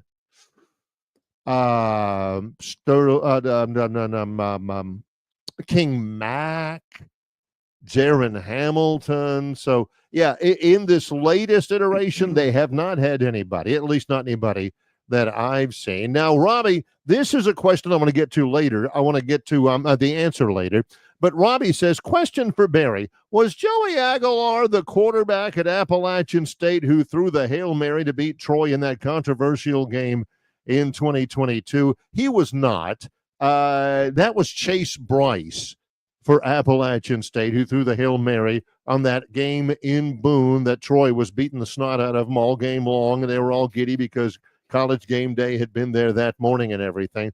Aguilar was a starting quarterback at Appalachian State when they played for the Sun Belt title against the Trojans, and he got the crud beat out of him at Veterans Memorial Stadium, and Don Callis strip sacked him, and the ball came right up into his hands in mid-stride, and he took it for a touchdown.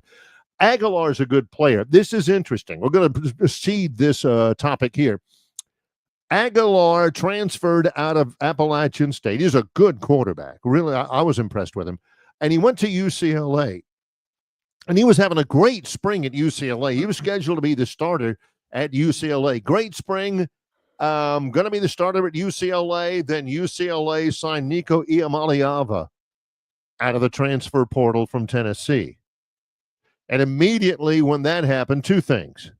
Number one, Maliava's brother, whose first name begins with an M, can't think of it off the top of my head. He had been at Arkansas. He transfers to UCLA to play with his brother. I don't get it. And number 2, Aguilar just committed to Tennessee.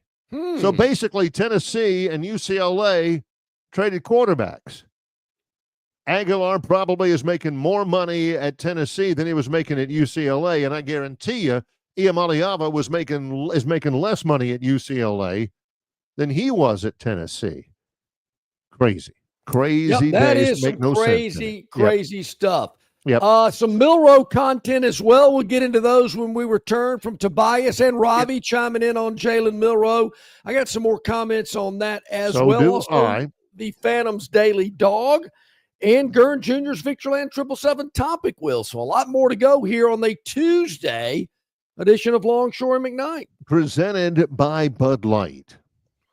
Phoenix Physical Therapy is ready to help patients recover, recharge, and rise. They develop a customized therapy plan for each patient to get them back to enjoying their favorite activities. Their experienced team is committed to providing exceptional care in a professional environment. Whether you're looking to prevent or treat an injury, recover from a recent illness, or recuperate from surgery, schedule an appointment with our clinic and take advantage of our physical therapy, athletic training, workers' comp, and employer solutions service. Experience elevated physical therapy today. Call Phoenix Physical Therapy at 239-9316. That's 239-9316. All right, man, grab a Budweiser and take a knee. It is the best time of the year. It's baseball season. That means sunshine. It means behind-the-back peanut tosses. And it means sharing some cold, frosty Budweisers with your boys.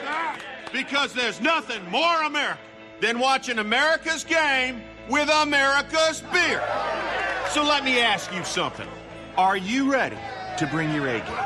Are you ready to cheer every frozen rope down the line and amazing catch at the warning track? Are you ready for pitcher's duels and slugfests? Tell me, are you ready for the thrill of an incredible walk-off victory? I can't hear you. Are you ready for Budweiser and baseball? Then get on your feet, raise an ice-cold Bud, and let's make this season larger than life. Great times are waiting. Grab some Bud! Enjoy responsibly. Budweiser Beer, Anheuser-Busch, St. Louis, Missouri. Local banking expertise, the newest innovations and technology, personal attention, genuine hospitality. It's all just part of the Riverbank and Trust difference. They invite you to experience it for yourself. Welcome to banking above and beyond at Riverbank and Trust. Locations throughout the River region, locations throughout the state of Alabama. Riverbank and Trust.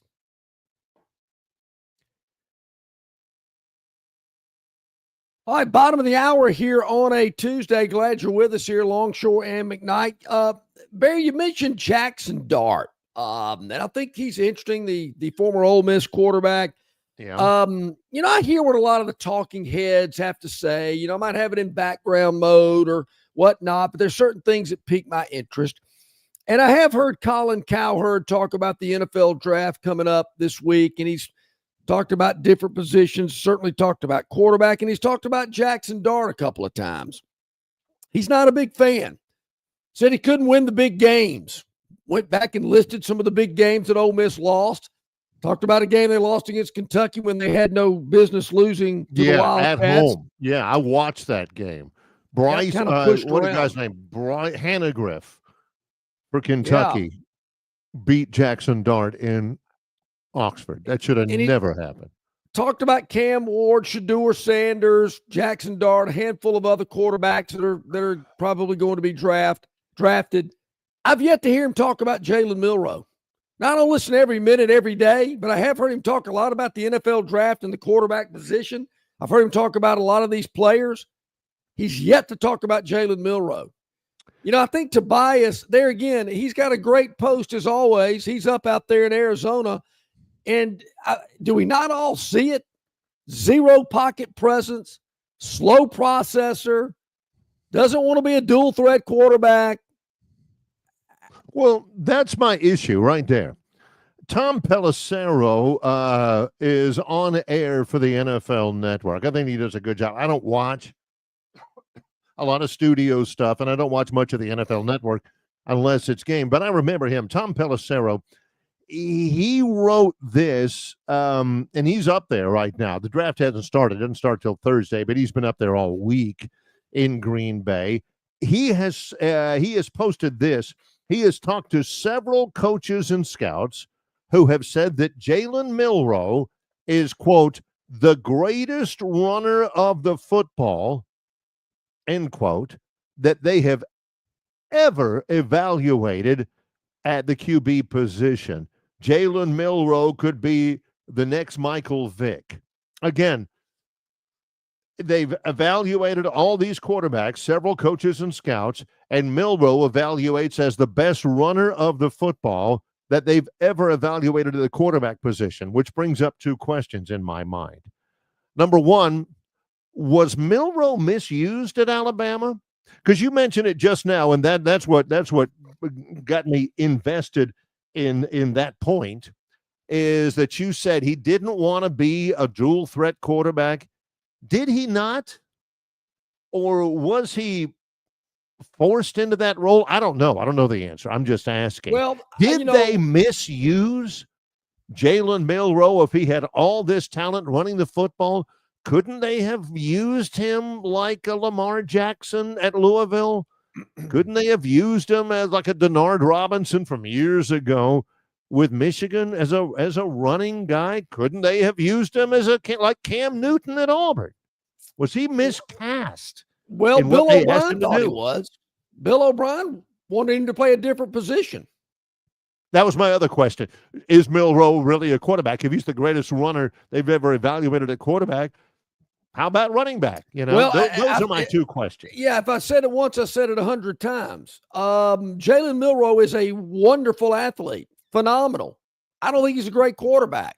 He can throw the ball deep, but he's got a strong enough arm. He can throw it deep, but how many times did you see receivers have to slow down to catch a ball or a ball was overthrown?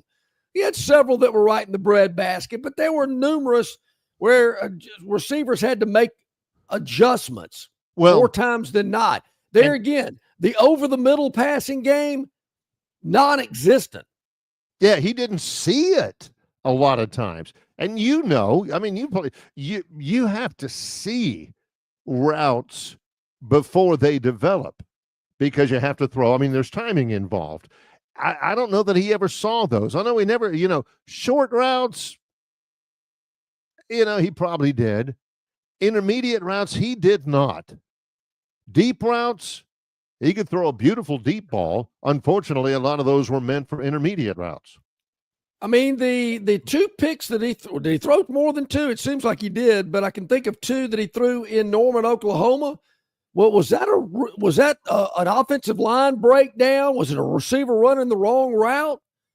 It didn't look it that way to me. Should they have just used his running ability? Because there have been times where if it had been me and I'm standing there in the pocket and it's breaking down behind me and I ran a 4.39, 4.4 40, I'd be taken off.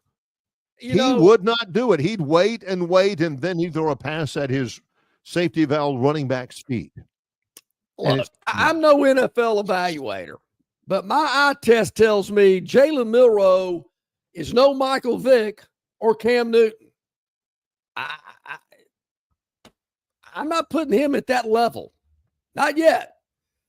And I'm not sure he'll ever get there because I saw it in college with those two guys. They were accurate. They were accurate throwers of the football. And John's right. I'm not disputing him. His deep ball was beautiful. Sometimes he'd hit it and it'd be the prettiest thing you ever saw on a football field. Other times you're waiting, you're having to adjust and all that. Cam was accurate.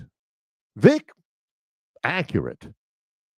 I mean, they weren't Drew Brees, but they were accurate with the football, and they could also run it as well. Milroe is not.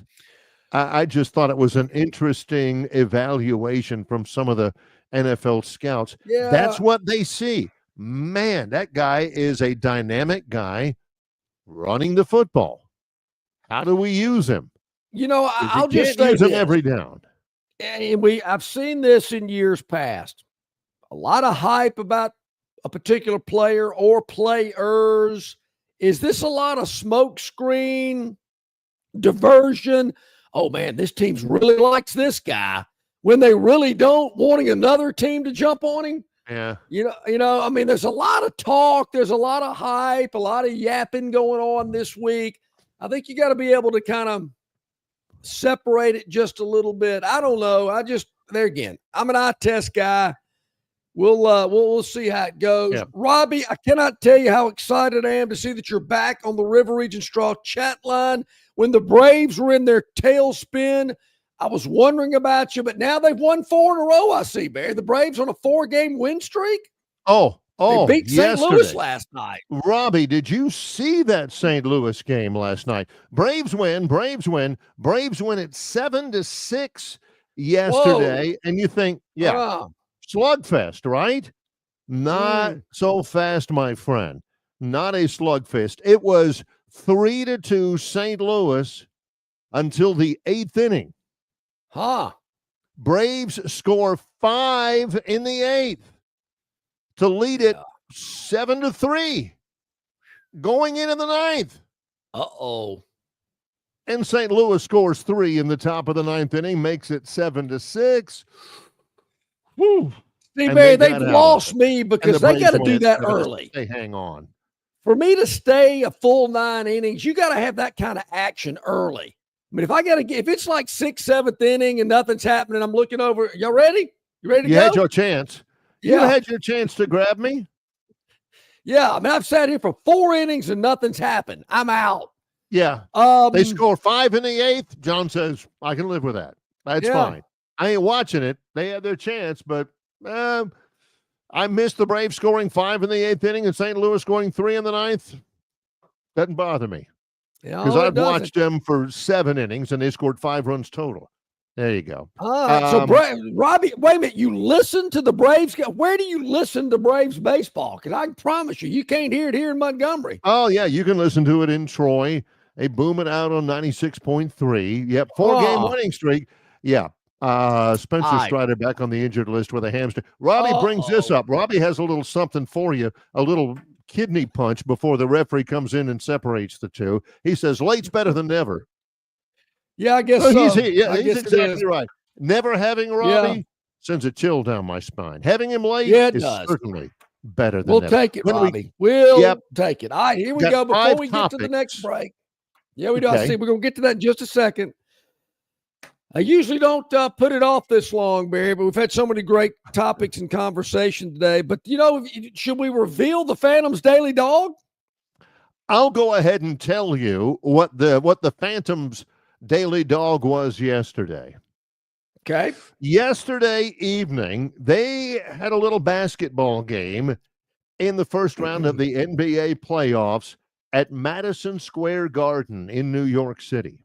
Yes, the they did. 6th seeded Detroit Pistons were 6.5 point underdogs to the 3rd seeded New York Knicks. Knicks had won the first game in the playoff round. Pistons come in game 2 on the road. On the road. And the Phantom looked and he said, wait. Detroit plus 6.5? Look, they may not win the game, but they're definitely getting in under the 6.5. That was the pick yesterday. It was the pick, Barry, and I'm not sure Detroit ever trailed in the game. They might have early on at one point in time, but they played pretty well. And I will say this. You mentioned a guy yesterday, I believe, Cade Cunningham.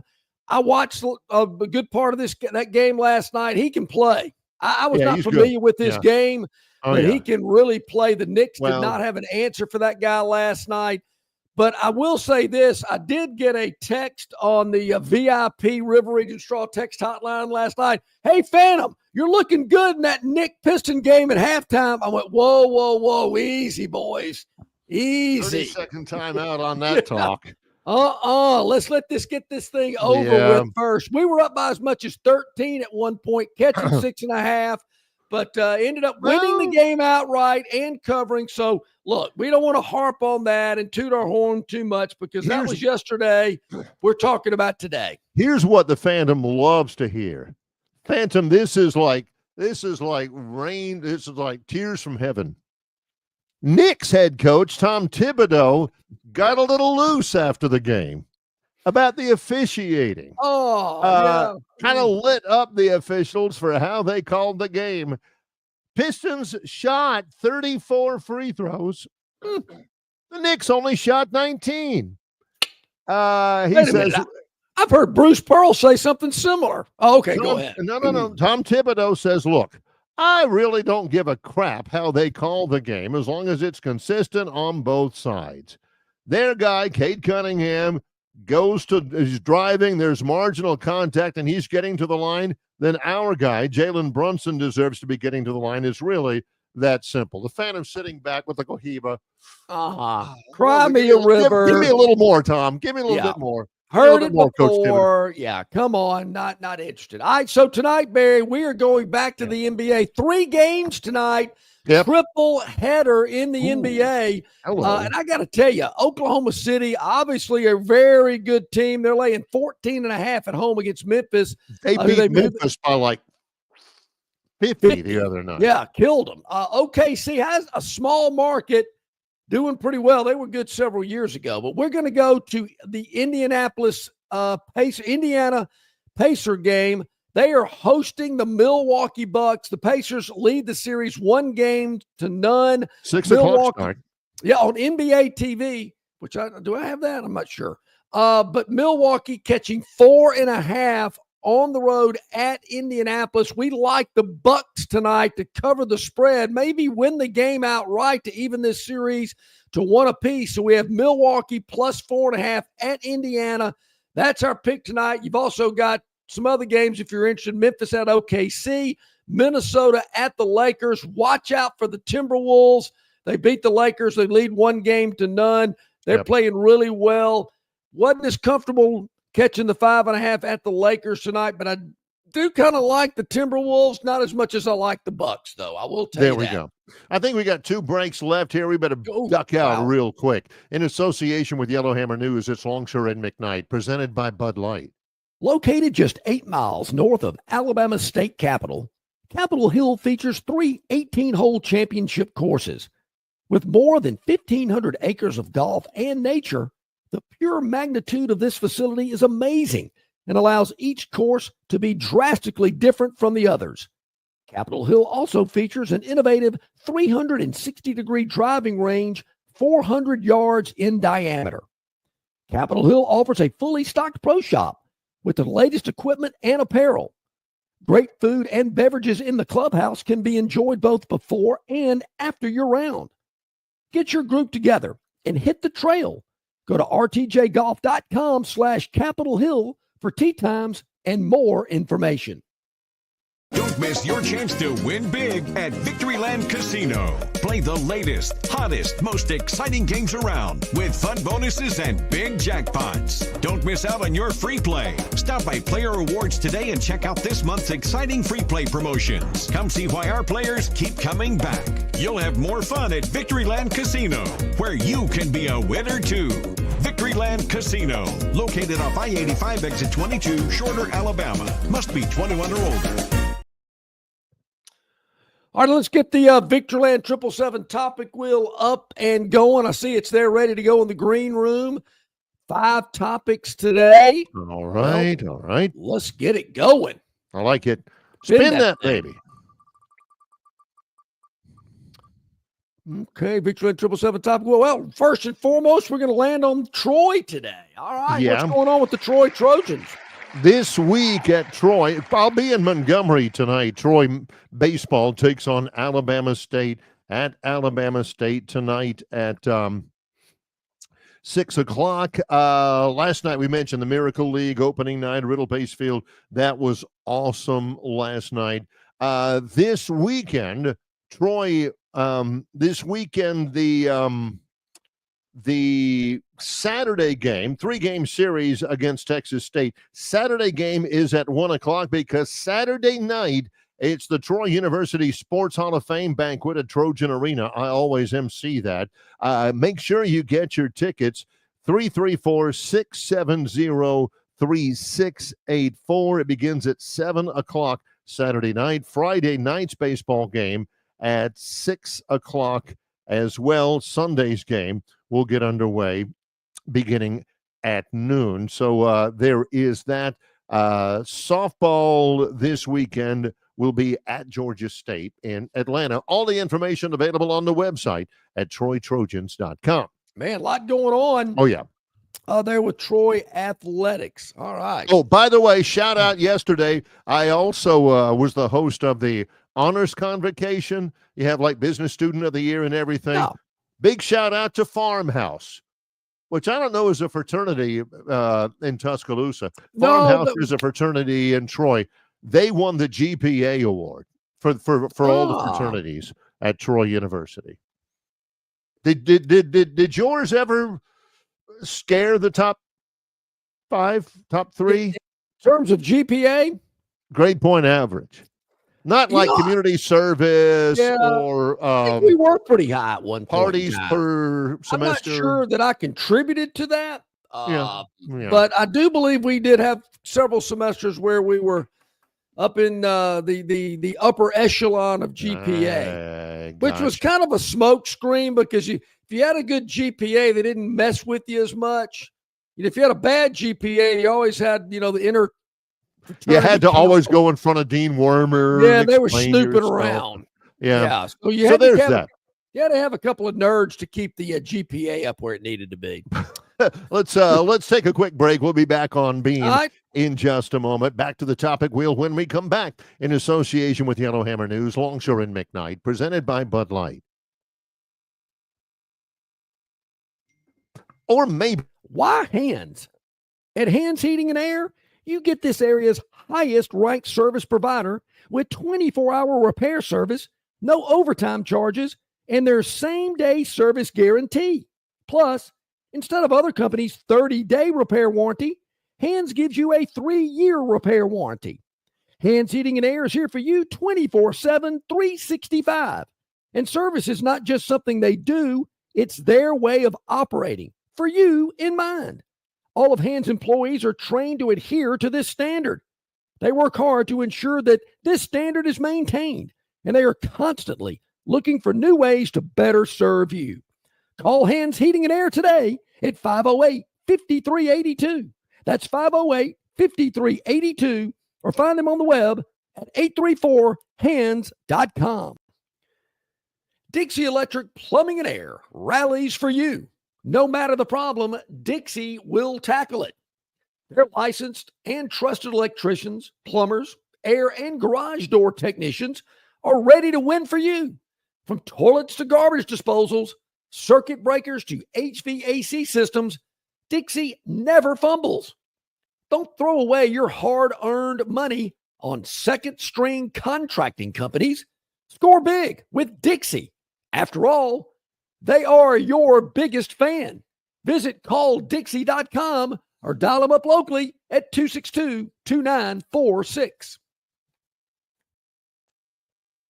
Okay, back at it here, Longshore and McKnight, here on the Tuesday, presented by Bud Light. Easy to drink, easy to enjoy, in association with our good friends at Yellowhammer News. Check it out, yellowhammernews.com. I see Terrence and Ty today on the River Region Straw chat line. Appreciate all the input. Robbie is just, he's making up for lost time today, Barry. I like it. Ty says the only Hall of Notes I like is Rich Girl. That is a good one. That is a good one. An oldie. Man, you don't like Man-Eater? Sarah Smile? I was never a Man-Eater guy. I didn't. Okay. Yeah. I can't go for that. No. Yeah, John has used that before. He's used those lyrics before. Yeah. All right, Gurn, let's spin that Victoryland 777 topic wheel. Let's see what else we got going on here today. 4 more topics. Round and round it goes. Where it stops, nobody knows. When he says that. 3 ball. Okay, what we got here? Oh, yeah. Watch Steph. Hard to defend. That'll break your heart, man. That will. That defender, look at that guy. Yeah. For Houston. He's right on him. Well, again, run it, Gurn. He's right on him. I mean, defensive stance, whole deal. Hand check. What do you do? Fall away jumper. And Barry, see where that guy is right there with a hat on, sitting on the floor. I've been able to do that at an NBA game before. It is unbelievable. It is so cool sitting that close. What in the world is Kalen DeBoer doing at a Rockets game? Why is he there? Shouldn't he be recruiting in the transfer portal or something? Yeah, you would think so. But it does kind of look That's a good one. That guy hadn't shaven, though. DeBoer usually shaves. Steph Curry, the best NBA player of the last 25 years. The last 20 years. Better than MJ? Better. Well, last 20 years. MJ hadn't played in a while. Better than LeBron. Love me some Steph Curry. I said he's fun to watch. I'm here to represent it. Yeah, he's a good golfer too. Yeah, he is. He's a really good golfer. He is also the assistant general manager of Davidson College men's basketball. A lot of those guys are doing that kind of stuff now. Okay, here we go. All right, here we go. Spin the wheel, Gurn. Let's see what we got here on the Tuesday edition of the Victoryland 777 topic wheel. Exit 22 off I-85 in Shorter, Alabama, where you can be a winner too. Head scratcher. That might have to do with this show. Maybe is it something I said? Mav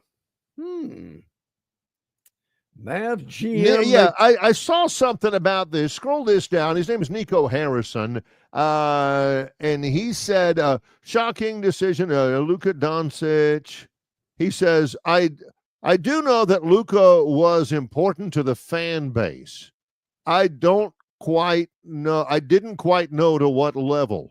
The owner of the Mavericks, I don't think it's Mark Cuban. The owner of Mavericks says, why in the world did we trade him? I didn't. Nico Harrison, he said, I didn't realize that the fans loved Luka as much as he did. Harrison said that he expected criticism for the trade, but he thought it would have died down sooner if Anthony Davis was able to play more with Kyrie Irving, Klay Thompson, PJ Washington, and Derek Lively. Davis, no. How do you not know that? And if you don't, you don't admit it. I asked myself that question last January, a year ago. I mean, I know somebody who got let go, and anyway, I don't think it was applicable. But yeah, that kind of thing. You've got to understand what the reaction's going to be, and they still haven't forgiven him for it. Because let's face it, he didn't realize that Anthony Davis was going to be hurt as much. Look at Anthony Davis over the past 5 years. Thank gosh there's still Joel Embiid and Zion Williamson. They're the only guys who have played less, I think, good players than Anthony Davis. What do you think? That is true. Yeah. All right, Gurn, let's see what else we got up on Tuesday's edition of the Victoryland 777 Topic Wheel, presented by Victoryland, where you can be a winner too. Okay, 2 more selections. Right. Let's spin it. Let's see what comes up. And it's going to land in the blue section, I believe, which is first time. No, I've been nervous before. Okay, here we go. What do we got? Alex Ovechkin. No, from Alex Van Halen. Alex Ovechkin scores first career playoff overtime goal 20 years into his career. Good things happen when you go to the net. Yeah. Wait a minute. This guy's been playing hockey for 20 years?